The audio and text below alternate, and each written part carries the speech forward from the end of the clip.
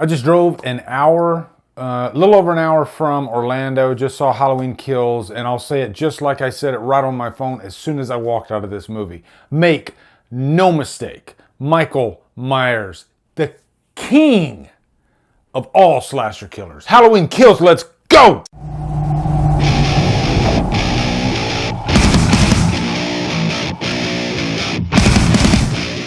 Wow, can't believe I'm saying this. Halloween Kills stars Jamie Lee Curtis, Andy Matichek, Judy Greer, Will Patton, and is directed by David Gordon Green.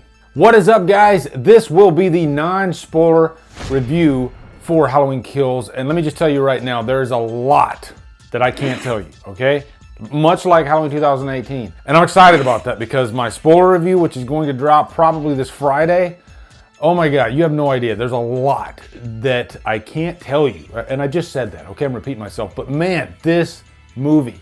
Also, these are initial reactions. Something I probably should have said after seeing Halloween 2018. You guys know how I gushed and went crazy about that movie. And then as the months, even years went by, my opinion, it settled. It evened out. But I will say, still like Halloween 2018. Still a very solid sequel, rides happily in the middle of my ranking. I love most of the movies in this franchise, okay? So, again, these are my initial reactions. I am on such a high right now. I am so freaking elated, but I will tell you why.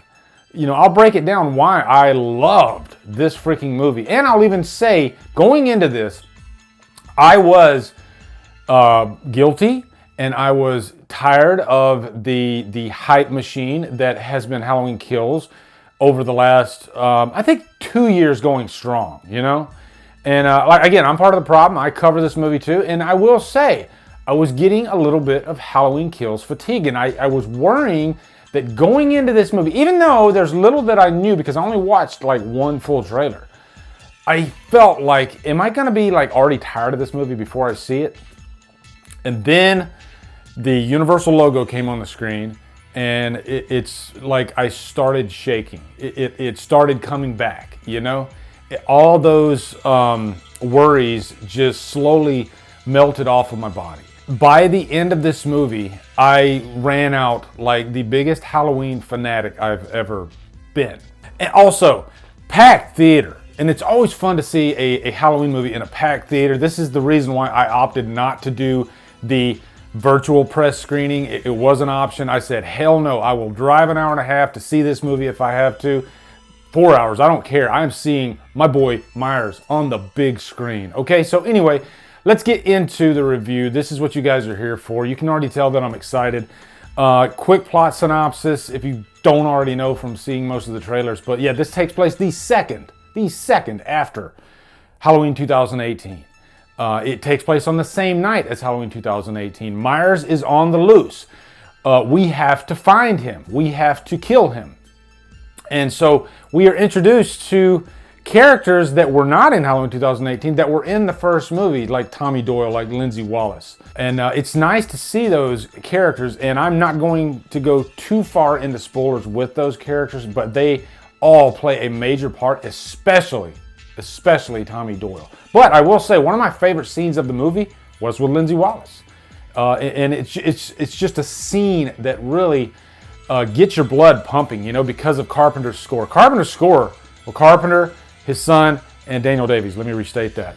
They nailed it with this score. It has its own voice. Even the opening pumpkin theme has its own sound. And it's nice. It's not the exact same thing. It's not like Halloween 2, even though I love that score so much. That's pretty much a repeat of the first movie. This is really its own thing. And the scene that I'm talking about with Lindsay is one of my favorite scenes because of the music, because of what happens in the scene. That's all I'm going to say. But you will know exactly what I'm talking about once you get to this scene, okay? I will say Myers is in there, okay? Expectations of characters going into this movie. Keep them at the door, because let me just tell you right now, anything can happen in this movie. The story takes precedence. It is front and center in this movie. They do not put a certain character or characters out front for the sake of star power or for the sake of, hey, they've been in this previous movie before, so let's go ahead and give them seniority. No, not the case. Everybody is fair game in Halloween Kills, and I loved that going into this. I loved when I walked out of the theater, I was like, I did not expect that, and on multiple occasions in the movie, which was really nice, really refreshing. Jamie Lee Curtis, saving her for the spoiler review. Andy Matichek really shines big time in this movie, okay? Saving it for the spoiler review.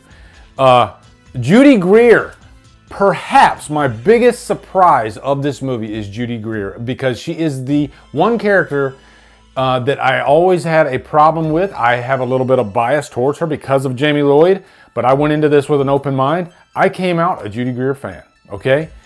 All I'm gonna say, there's so much to talk about with her character specifically in the spoiler review.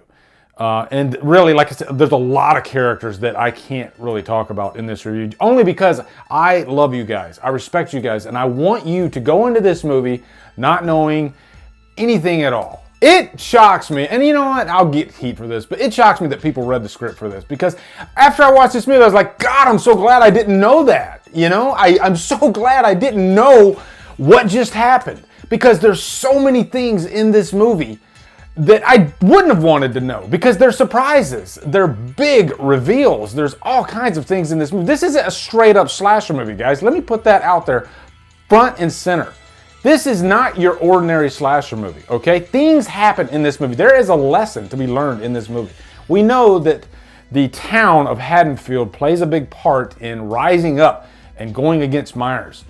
But Halloween Kills really drives home that chaos and anger and revenge usually are a recipe for disaster, okay? Not a recipe for great things, especially when you have something as dangerous as Michael Myers. I was very careful about what I was going to say about the flashback scene. It plays a major part in this. I'm mentioning it right now because most of you know that there is a flashback scene in this movie.